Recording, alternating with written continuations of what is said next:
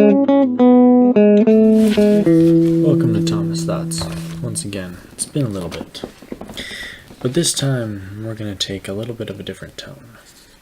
In previous videos, and I know this sounds mildly familiar, I have simply just spoken my mind.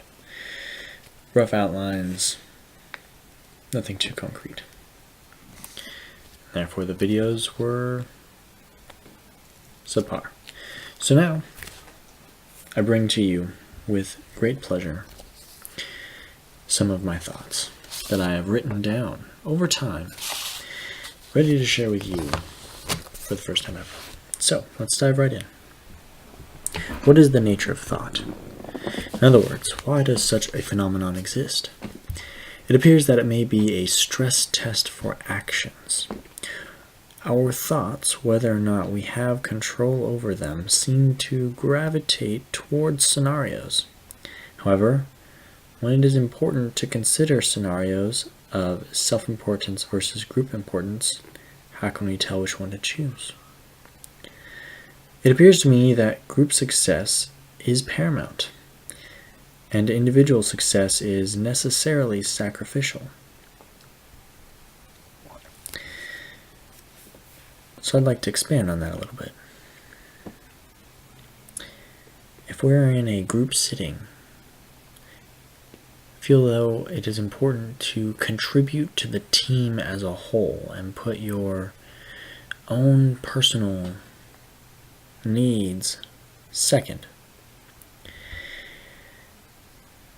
If we are always so concerned about ourselves in situations that require a team effort, then ultimately the team is going to suffer. And if we are trying to accomplish a goal, the goal is not going to be completed as fast or as efficiently, or in rather less serious circumstances, people just tend to get more irritated as time goes on.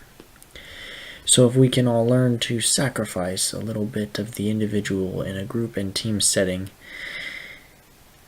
and focus more on the team, then everyone can raise a little bit higher and get closer to their goal. And the goal generally translates into their own goals, otherwise they likely wouldn't be part of the team in the first place. So I guess I might have to rewind and consider again the nature of thought.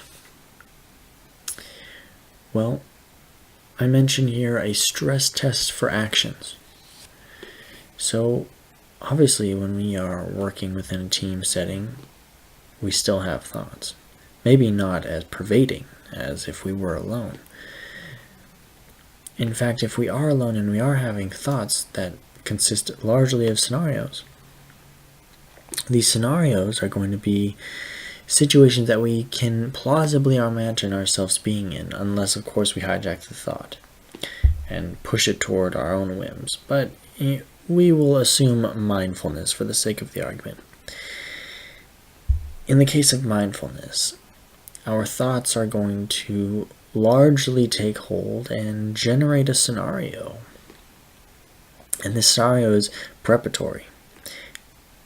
Most times, I'm sure we can all agree that it doesn't exactly happen as we thought it out.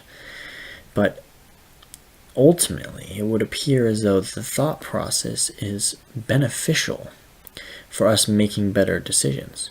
Of course, if we have a skewed perception of whatever circumstances we may be in, or perhaps the people we are surrounded by, our thoughts may be skewed and our actions may be skewed. So this is a very complex path.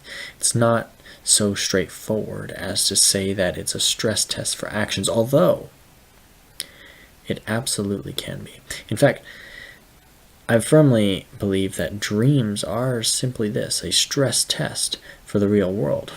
It doesn't mean that other things are going to happen, but as we integrate new information as we sleep, we also end up generating experiences and circumstances and becoming more attuned to circumstances that we may have to handle in waking life.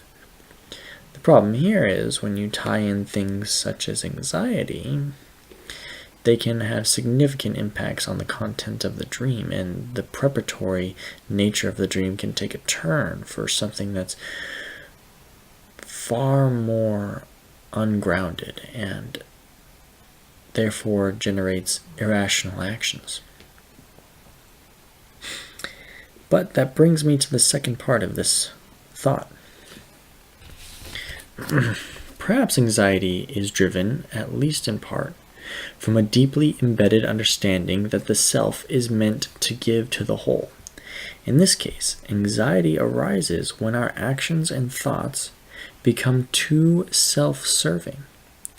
This may contradict a previous idea I had behind some universal energy generating anxiety through vibrational connection. Or maybe, in fact, it does not contradict that. If anxiety is simply the physical manifestation of different vibrational energies, then sensing this energy could be, as a general rule, a corrective force. So, a previous idea behind universal energy generating vibrational connection. I will have to read that at another time. But for now, we have this to analyze. So anxiety arises when our actions and thoughts become too self-serving. So if we take it again to a team setting, when our actions are so self-serving when they needn't be, in the case of a team effort, we generate maybe not anxiety in such a moment, but certainly a particular distaste with the situation. This distaste with the situation, especially if it is quite consistent, could then be implicated, or at least correlate for sure, with some kind of external anxiety in the outside world. Because we are, in a sense, too self-serving. When we are focusing so much on ourselves and not others around us, what we end up with is anxiety. Because we were never exactly meant to focus on solely ourselves. And that is really a huge contradiction to what many people would tell you. Get to yourself, find your roots, practice spirituality. These are all phenomenal things. But do not misunderstand my words. Though these are really important things, ultimately all of those actions, meditation, mindfulness, getting to your roots, enjoying nature, experiencing spirituality, these are all to the effect of helping the group. They still are. When the group succeeds, the individual succeeds. If the individual is not able to give to the whole due to self-serving actions or thoughts or reactions, that's a really important one, then the group suffers and they in turn suffer. So it turns out that there's this big web of interaction, and we all contribute to it significantly. That is Thomas' thoughts for this run. Much shorter than previous videos, much more to the point, not trying to generate things out of thin air. I intend to absolutely continue writing things down because it has proven to be extremely cathartic, and I recommend anyone to also do it. In fact, I keep a little book in my pocket now with a pen on me at all times, and if there's any kind of thought that I have, I write it down. It's useful, and it's also really fun to kind of look back and see where my headspace is at and maybe draw connections. It's a way of being able to make your psyche tangible, if you will. So, without further ado, I leave you